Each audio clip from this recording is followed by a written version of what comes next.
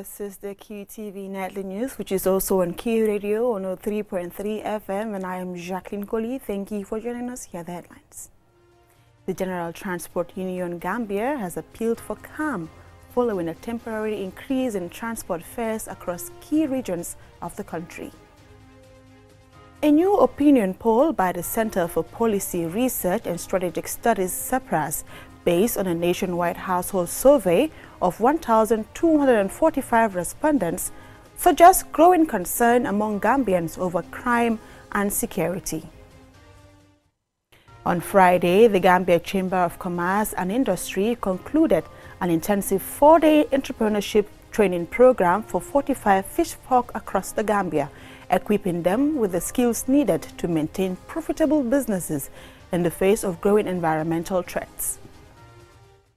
After more than 4 decades of promoting the Gambia in the United Kingdom, an era has come to an end. The Gambia High Commission in London has bid an emotional farewell to Mr. Adam Manjai and Mr. Omar Demba following the closure of the Gambia Tourism Board office in London. The Ministry of Youth and Sports, through the Gambia Shanghai Initiative, has launched the Green Gambia project, a strategic initiative aimed at empowering young people with practical skills and opportunities in technical and vocational education and training, TVET, climate smart agriculture, and digital competency. Those were the headlines. Now the news in detail.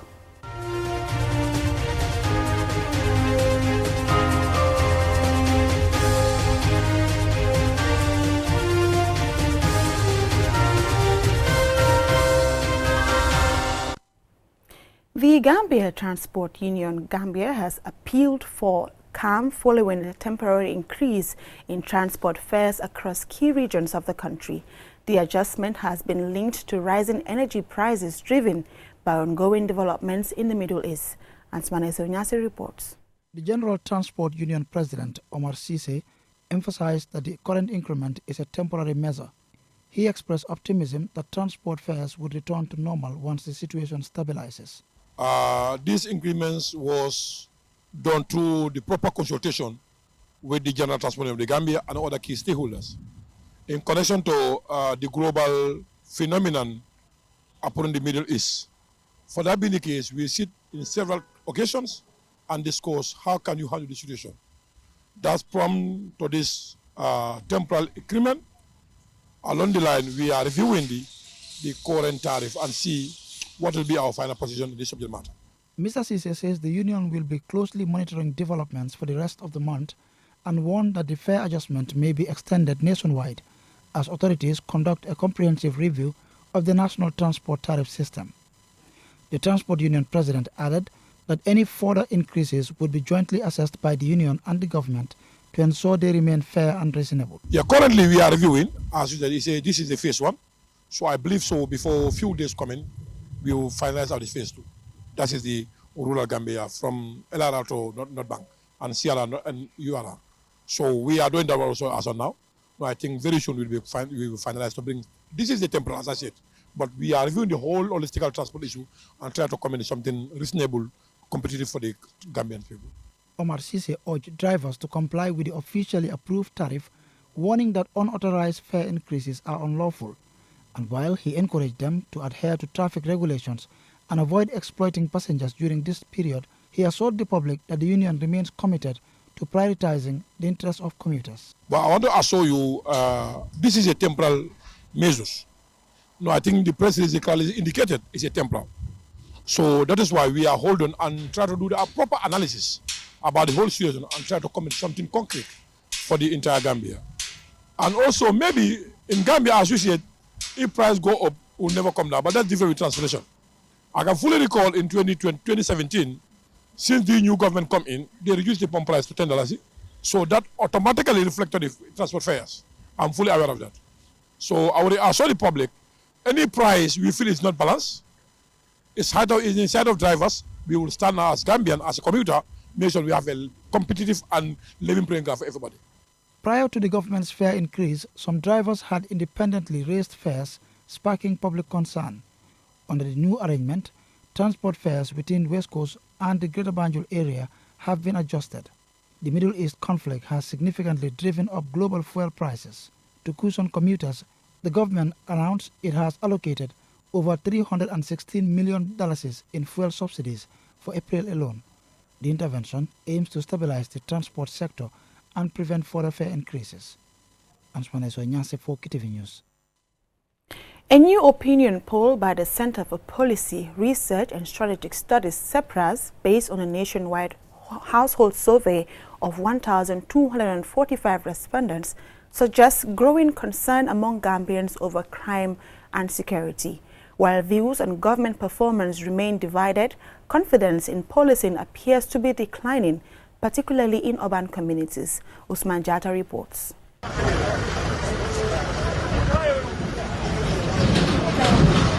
Public opinion on the government's handling of crime remains mixed, but more people view it negatively. At the national level, only 6% of respondents say crime is handled very well, while 30% rate it fairly well. In contrast, more than half, 50%, say it is handled fairly, badly, or very badly. Overall, 36% say a positive assessment compared to 54% who view the government's performance negatively, pointing to limited public confidence in crime management. Across the regions, perceptions vary. Areas such as Basse and Kuntawu record stronger approval, with more than half of respondents expressing satisfaction. Banjul also shows a slight positive trend. However, in Brikama and Kerewan, views are more critical, with clear majorities rating the government's handling of crime negatively.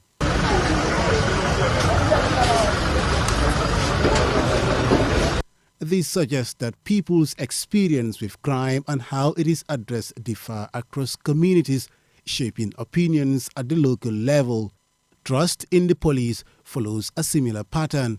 Nationally, just 21% of respondents say they trust the police a lot, while 24% say somewhat.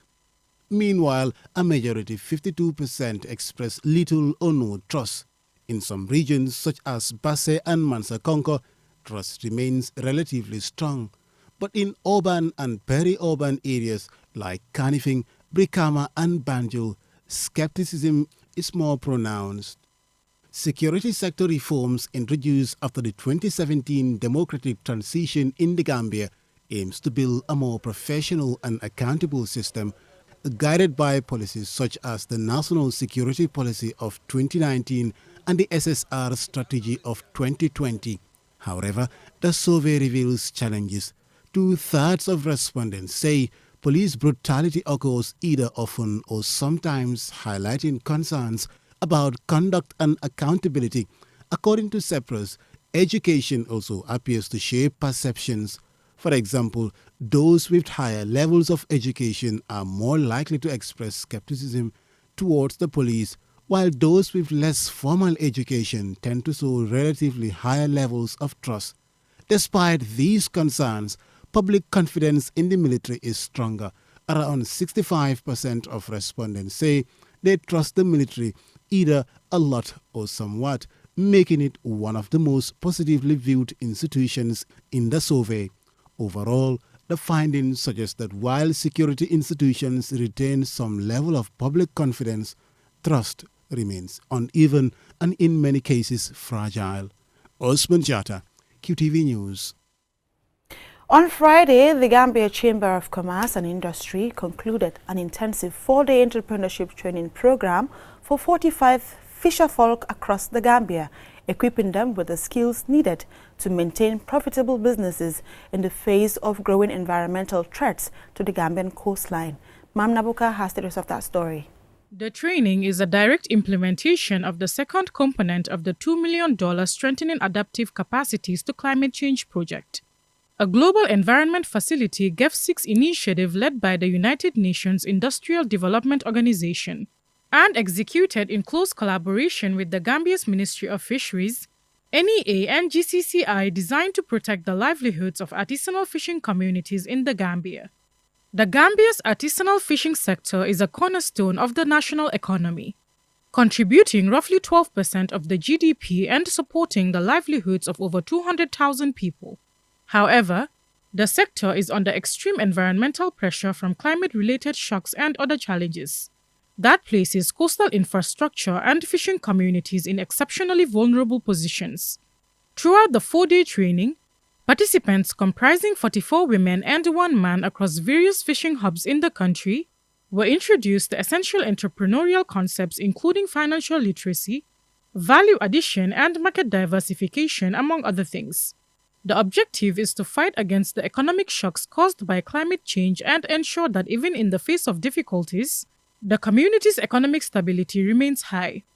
Here is Babanding Kanyi, representative of the Ministry of Fisheries and Water Resources. Operators need to know the profitability of their business and also formalize it. This is a step in the right direction in terms of knowledge and skills, access to finance, decision-making, and representation on management of the fisheries resources. Babukar Saho, Deputy CEO of GCCI, explained the training to be a step toward making environmental and business transformations in the Gambia more locally driven and self-dependent. While we are proud to facilitate this skill-building opportunity, the ultimate success of this initiative depends on your drive. The foundation has been laid, so we are now counting on you to drive the local and environmental transformations we all want to see.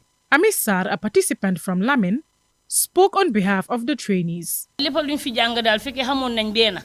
I can say we arrived with very limited knowledge of how to evolve our livelihoods. Today, we are living fully equipped with the tools and strategies necessary to thrive despite our daily challenges. We are deeply grateful for this opportunity and are committed to making the most of it. Our hope, however, is that this is just the first of many such opportunities. The 45 fisher folk were officially recognized for their commitment with certificates, marking their transition to trained entrepreneurs who will ensure Gambia's artisanal sector remains a viable source of food security and national income even as the realities of climate change continue to become more pronounced. Mam Nabuka, reporting for QTV News. We will now go for a commercial break, but do stay tuned. We have more national and international news stories.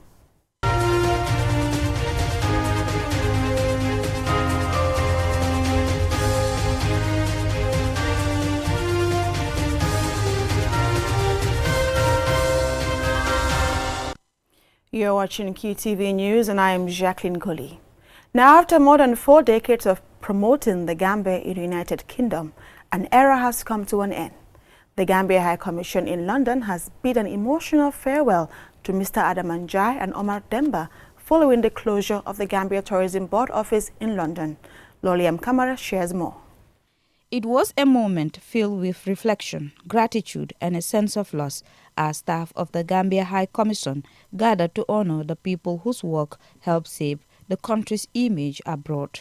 Mr. Adam Njai, who served as Director of Tourism Promotion for the UK for the past 4 years, is leaving London not by choice but as part of a broader restructuring by the Ministry of Tourism, bringing an end to a tourism office that has served as a gateway to destination Gambia since the 1970s. Over the years, the office became more than just a workplace. It was a symbol of the Gambia's connection to one of its most important tourism markets. It was led by notable figures who dedicated their careers to showcasing the country's rich culture, warm hospitality, and unique identity. In an emotional tribute, Her Excellency Dr. Fatou Bensouda described Mr. Njai and Mr. Demba as true tourism professionals whose passion and commitment will be deeply missed. Dr. Bensouda emphasizes that Mr. Njai's journey is far from over. Returning to Banjul as Director of Marketing at the Gambia Tourism Board, he is expected to continue playing a vital role in promoting the country on the global stage. London loses, but the Gambia gains. And Chief Adama, you came as a colleague, and you leave us as a family. Our door stays open. Our coffee is still hot, the attire, if that's what you wish, will be there, and your seat will always be at the table.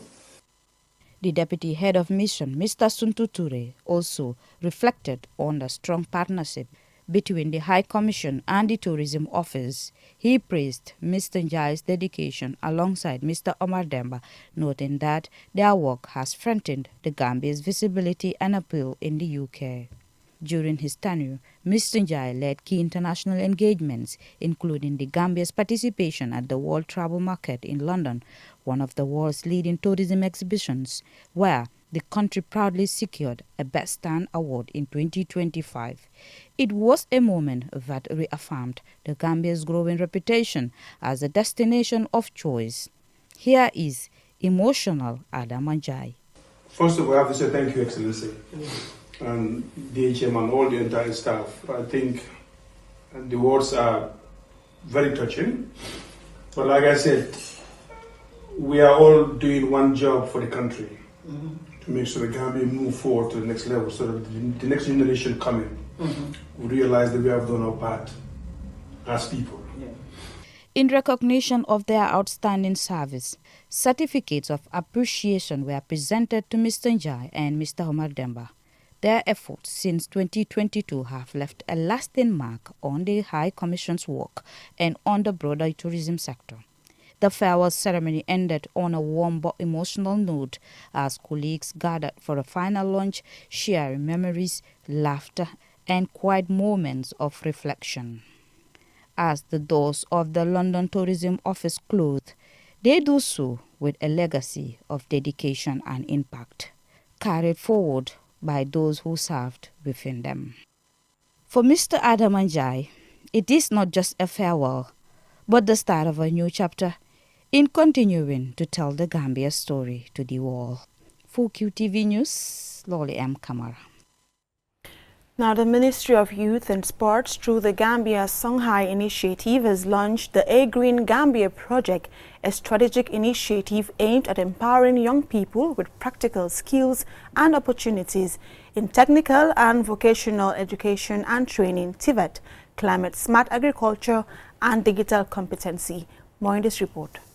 The Green Gambia project underscores the government's commitment to building a resilient and future-ready workforce by equipping young people with the tools and knowledge needed to thrive in a rapidly changing world. By integrating modern digital tools and climate-conscious practices into training systems, the project aims to produce a skilled workforce capable of driving sustainable agricultural development. Here is Lamin A. Kamara, Deputy Permanent Secretary, Admin and Finance at the Ministry of Youth and Sports.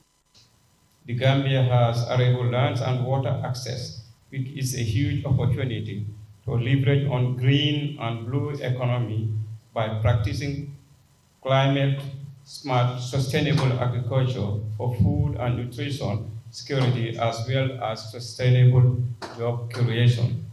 At the heart of the initiative is the goal to strengthen the relevance and effectiveness of the vocational education and training system in the Gambia.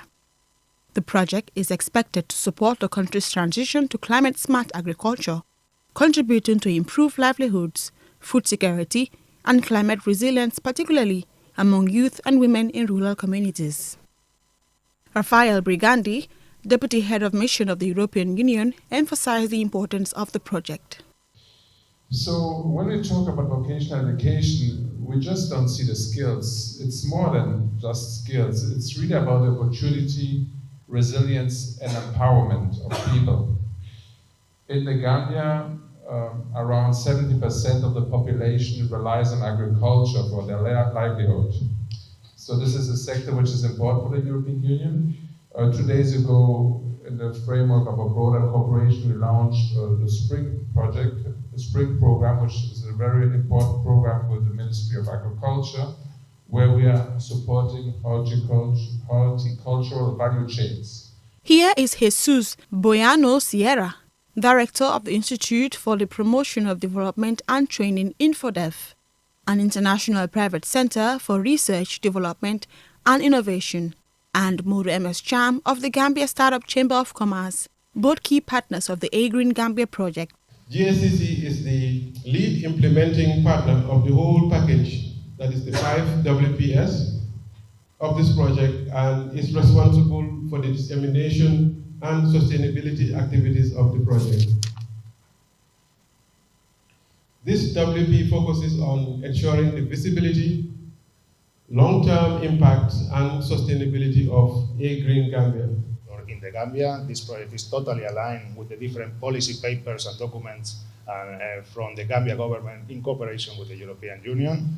It's a vision for the adaptation of climate change in the sector of agriculture in the Gambia, to foster also the social inclusion of women in rural areas and young people. And this project gathers all these priorities, aligning with the cutting-edge policies and models of reference for excellence in vocational education and training. Of course, as I said, we are going to learn together. We are here to also identify those needs in a grassroots level. The launch is a significant milestone in ongoing efforts to modernize the education and agricultural sectors while fostering inclusive and sustainable development across the country. Reporting for QTV News, I am Jacqueline Collie. The National Social Protection Agency on Friday marked a major step towards improving healthcare access with the signing of a contract to procure 6 ambulances and 7 outreach vehicles under the Vulnerable Youth and Women Support Project. Yafatugay reports. The agreement was signed between the agency and 2 local car dealers, Gamco and TK Motors, who will be responsible for delivering the vehicles within 20 weeks. The procurement forms part of efforts by the government of the Gambia to strengthen the country's healthcare system, particularly for vulnerable groups such as women and youth. The vehicles will be handed over to the Ministry of Health to enhance health outreach services across various communities.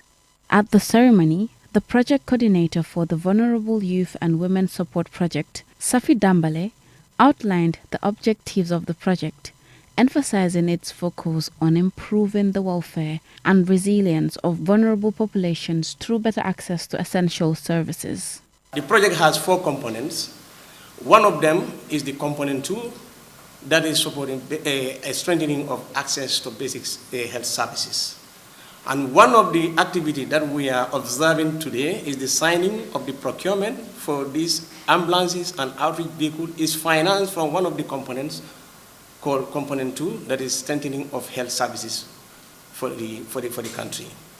Lamin Damfa, the permanent secretary at the Ministry of Health, highlighted the importance of the initiative, saying the additional ambulances and vehicles will significantly improve access to healthcare. This generosity is very much aligned with our vision. Our vision is every Gambian, wherever you live, you must have access to healthcare. And not only healthcare, but quality healthcare. Sekou Jeng, the executive director of the National Social Security Agency, detailed how the vehicles will be distributed to ensure they reach areas where they are most needed. Regarding the ambulances, 2 of them will be deployed to Brikama Hospital, which is the general hospital. 1 each will be deployed to Kuntaru Health Center, Chairman Nyanija, Fode Kunda and Yerobawa. For the health outreach vehicles, 2 will be allocated to Brikama and 1 each to Kuntau, Fatoto, Chairman Nyanija, Fode Kunda and Yerobawa health centers. The initiative is a significant milestone in the country's ongoing efforts to promote inclusive development, strengthen service delivery, and expand healthcare access nationwide. Reporting for QTV News, this is Yafatugay. And before we end, here's a recap of the headlines. The General Transport Union Gambia has appealed for calm following a temporary increase in transport fares across key regions of the country. A new opinion poll by the Center for Policy, Research and Strategic Studies, CEPRAS, based on a nationwide household survey of 1,245 respondents, suggests growing concern among Gambians over crime and security. On Friday, the Gambia Chamber of Commerce and Industry concluded an intensive 4-day entrepreneurship training program for 45 fisherfolk across the Gambia, equipping them with the skills needed to maintain profitable businesses in the face of growing environmental threats. And after more than 4 decades of promoting the Gambia in the United Kingdom, an era has come to an end. The Gambia High Commission in London has bid an emotional farewell to Mr. Adam Manjai and Mr. Omar Demba following the closure of the Gambia Tourism Board office in London. The Ministry of Youth and Sports, through the Gambia Songha Initiative, has launched the Green Gambia Project 2026-2028, a strategic initiative aimed at empowering young people with practical skills and opportunities in technical and vocational education and training, TVET, climate-smart agriculture, and digital competency. That's all for this bulletin. Join us again tomorrow at 8 p.m. for the weekly review with Ade Darame and Mahmoud Mboch. Thanks for watching.